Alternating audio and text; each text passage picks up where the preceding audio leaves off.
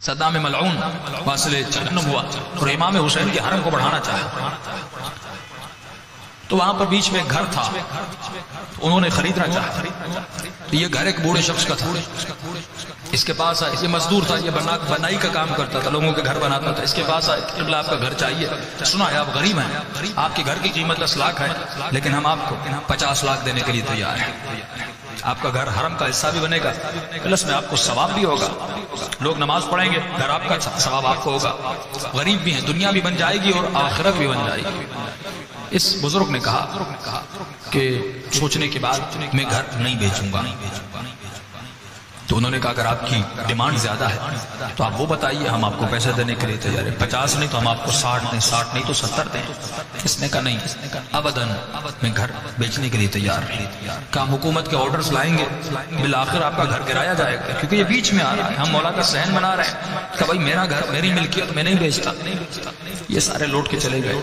کہ کچھ ہی دنوں کے بعد انہوں نے دیکھا اس نے بڑا سامان اپنے گھر میں اتارا ہوا ہے اور اپنے گھر کو رنگ و روغن کر رہا ہے، اپنے گھر کو نیا کر رہا ہے۔ تو یہ پھر آئے، اے بزرگ پرانا گھر ہے، ہم نے قیمت شاید کم لگائی، تو نیا کر رہا ہے، شاید اب قیمت بڑھائیں۔ اس نے کہا نہیں بھائی مجھے گھر بیچنا ہی نہیں، بھلے آپ 1 کروڑ دو یا 2 کروڑ دو یا 10 کروڑ دو، میں نہیں بیچوں گا۔ یہ سارے پریشان، کہا اس نے گھر کو بالکل نیا کر دیا ہے۔ اب اس نے پیغام بھیجا حرم والوں کے پاس، کہا کہ آ جاؤ، میں اپنا گھر حسین ابن علی کو دینا چاہتا ہوں۔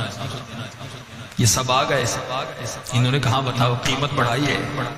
اس نے کہا نہیں کوئی قیمت نہیں۔ کہا پھر؟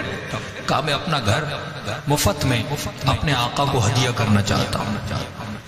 کہ یہ تو سمجھ آ رہا ہے کہ آپ نے اپنا گھر مفت میں امام حسین کو دیا، عقیدت میں، محبت میں، لیکن ایک بات سمجھ میں نہیں آئی کہ جب گھر دینا ہی تھا تو اس کو بنایا کیوں، اسے اتنا حسین کیوں کیا، اس پہ اتنا رنگ و روغن کیوں لگایا؟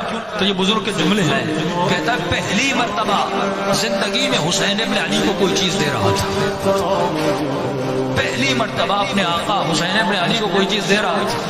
تو مجھے یہ بتاؤ میں پرانا گھر دیتا، میں نے کہا آقا کو پہلی مرتبہ کوئی گفٹ دے رہا ہوں، کوئی اچھی چیز ہوگی۔ اور آج امام زمانہ فرماتے ہیں اے مومن مجھے تمہارا گھر نہیں چاہیے، اے مومن مجھے تمہارے پیسے نہیں چاہیے۔ کہا مولا آپ کو کیا چاہیے؟ کہا مجھے تمہارا پاک دل چاہیے۔